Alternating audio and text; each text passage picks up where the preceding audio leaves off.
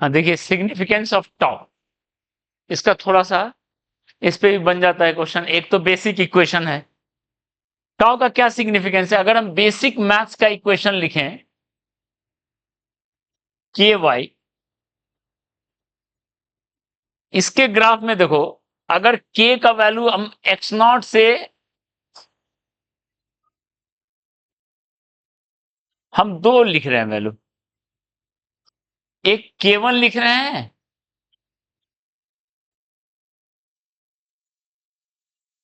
मान लेते हैं के1 का वैल्यू, ठीक है। तो इसमें कौन ग्राफ के1 के लिए, कौन ग्राफ के2 के लिए?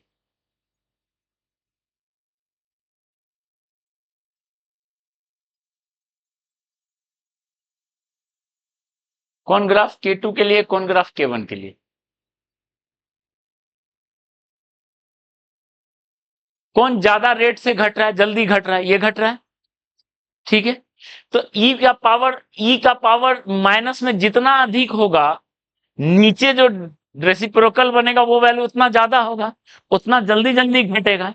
यानी नीचे वाला होगा के2 के लिए, ऊपर वाला होगा के1 के लिए, ठीक है। ओके, ठीक है। एक तो ये, दूसरा अगर ऐसा है, कई बार स्ट्रेट लाइन वाला इक्वेशन डाल देता है, देखो माइनस के वाई, अगर लॉग ले लो दोनों तरफ,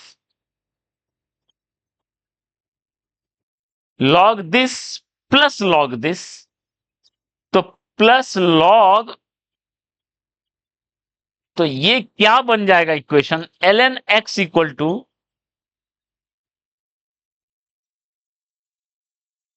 मतलब इसका जो इक्वेशन बनेगा देखो, ln x equal to minus k y plus ln x naught. मतलब ln के साथ y का ग्राफ जो होगा वो स्ट्रेट लाइन होगा। ये ln x नॉट हो गया, और ये जो स्लोप है tan थीटा, वो हो जाएगा के बराबर, m की जगह हो गया के, ठीक है। तो ये मैथमेटिक्स है इसके पीछे का। सेम चीज अगर हम x इक्वल टू ऐसा लिखें, 1 माइनस के वाई, एक बार लिखें k1y, एक बार लिखें k2y, और दिया हुआ है k2 ज्यादा है k1 से। तो ग्राफ अगर ड्रॉ करेंगे तो कौन ऊपर जाएगा, कौन नीचे जाएगा? जाना है x नॉट वैल्यू की तरफ।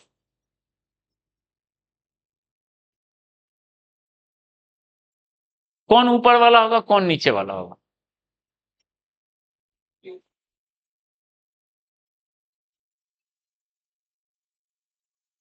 k2 ज्यादा है, अगर k2 ज्यादा है तो e पे पावर k2y ज्यादा होगा, यानी 1 बाय ई पे पावर k2y, वो कम होगा तो ये वैल्यू फिर क्या हो जाएगा, ज्यादा हो जाएगा। यानी ये हो गया k2 के लिए और ये हो गया k1 के लिए, ठीक है। ये आपको मैथ्स में भी आएगा काम।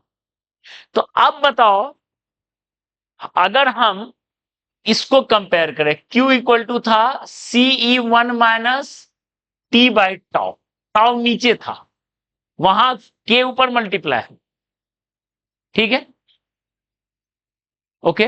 या I इक्वल टू था IE by R 1 minus T by tau. तो बताओ, अगर हम ग्राफ ड्रॉ करें,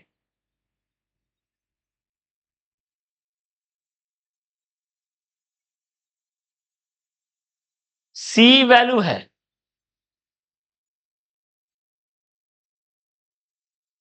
किसका टाउ ज्यादा होगा, किसका टाउ कम होगा?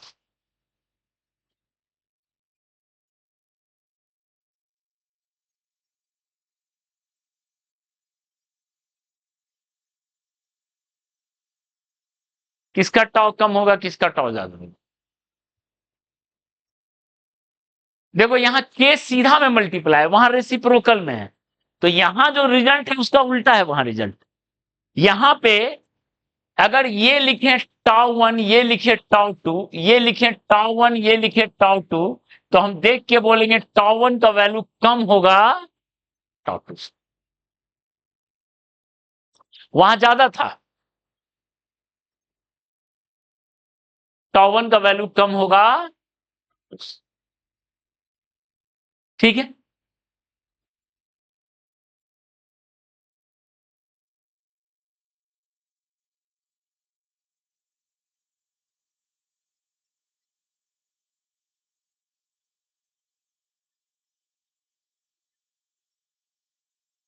ऐसे ही सोचो ना, टाउ 2 ज्यादा है तो ln2 इंटू टाउ 2 ज्यादा होगा, ज्यादा दूर जाएगा 50% होने में, ज्यादा दूर जाना पड़ेगा उसको 50% होने में, ठीक है। ऐसे ही दिख रहा है, उसका उल्टा होगा क्योंकि यहां टाउ रेसिप्रोकल में है, ओके। अब टाउ 1 का वैल्यू होता है c इंटू R1 या C1 इंटू आर। मान लो आर हम यहां सेम लेते हैं, मान लो आर सेम लेते हैं, तो कई बार कैपेसिटर का क्वेश्चन बन जाएगा, दोनों में किसका कैपेसिटेंस ज्यादा होगा, ऊपर वाले का कम होगा, नीचे वाले में ज्यादा होगा।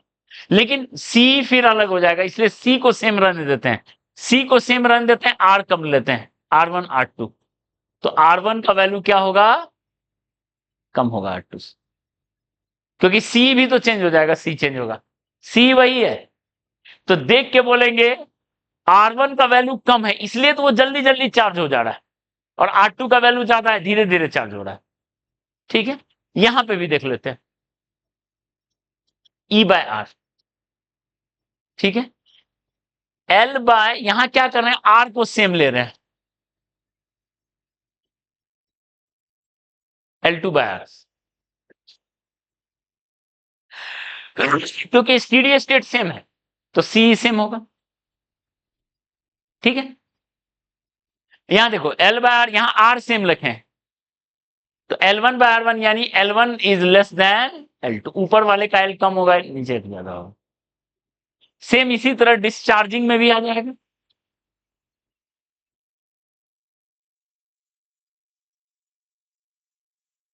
T बाय टाउ,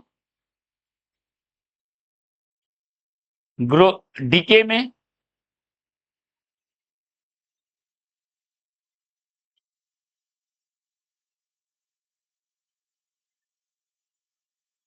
यहां पे नीचे वाले का के ज्यादा था, यहां नीचे वाले का टाउ कम होगा, ये टाउ 1 क्योंकि उल्टा होगा उसका, tau 1 is less than tau 2, ठीक है।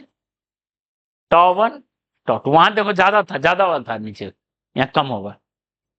तो ऐसा क्वेश्चन भी पीवाईक्यू में बनता है, टाउ 1, ठीक है, पहचानने के लिए।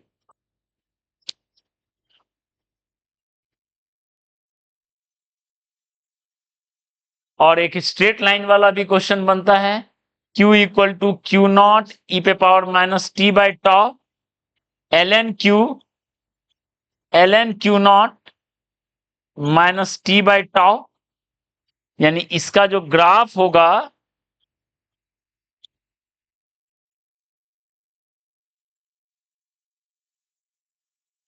tan theta equal to 1 by tau. तो ये है कहानी, टाउ के सिग्निफिकेंस को कंपेयर करना है, स्ट्रेट लाइन में स्लोप बता रहा है 1 बाई टॉ को, ठीक है।